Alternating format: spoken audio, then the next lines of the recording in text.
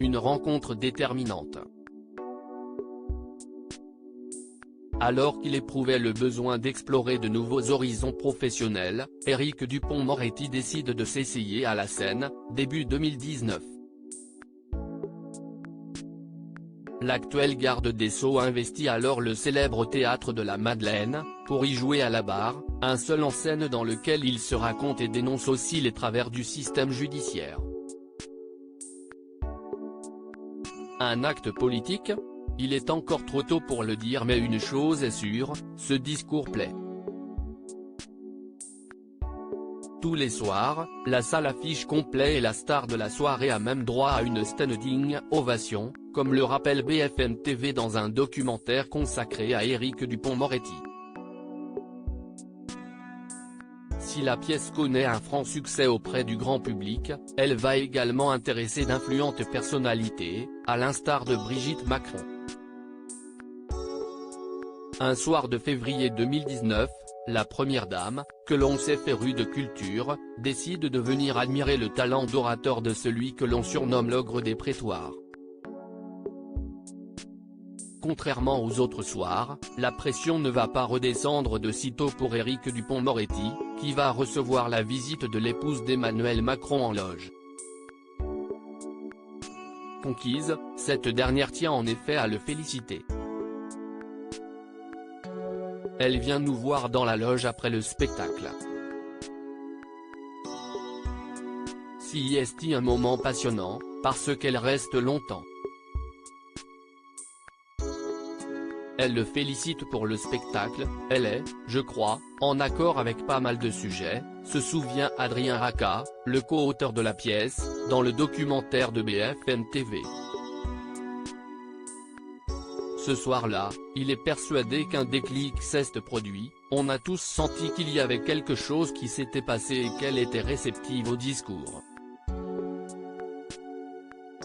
Un moment rare qui sera immortalisé par un cliché de la première dame tout sourire aux côtés d'Éric Dupond-Moretti, du directeur du théâtre Michel Lombroso, du metteur en scène Philippe Lelouch et du co-auteur du spectacle Adrien Racah.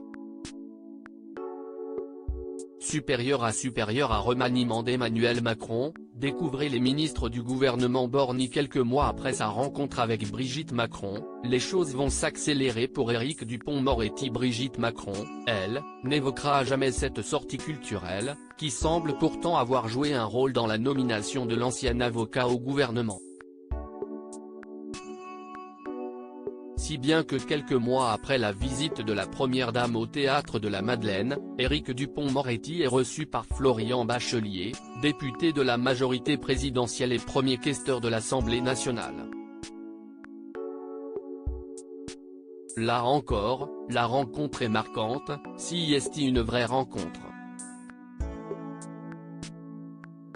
C'est un punk malicieux, observe le député, et de poursuivre, je lui lance en début d'année 2020, par pure provocation bretonne, Dupond-Moretti à la chancellerie, ça aurait de la gueule quand même. Il m'a avoué plus tard que c'est à partir de ce moment-là qu'une réflexion a commencé à germer dans son esprit.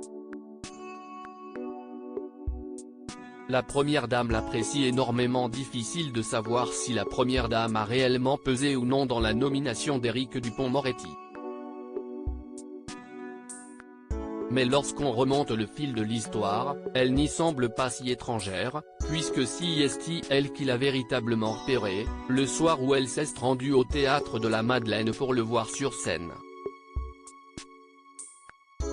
Elle dit qu'elle n'a aucune influence sur les choix politiques d'Emmanuel Macron, néanmoins on sait qu'elle en a eu sur Jean-Michel Blanquer à l'Éducation nationale, avait rappelé Judith Weintraub, journaliste au Figaro, dans un documentaire de BFM TV diffusé en juillet 2020.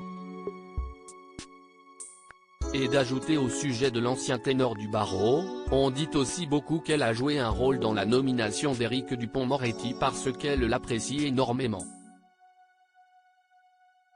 De son côté, la principale intéressée assure qu'elle se tient à distance de la politique. Il n'empêche que, fin juin, c'est bien lui qu'Emmanuel Macron choisit d'appeler pour lui proposer d'intégrer le gouvernement. Crédit Photo, Stéphane Le Mouton.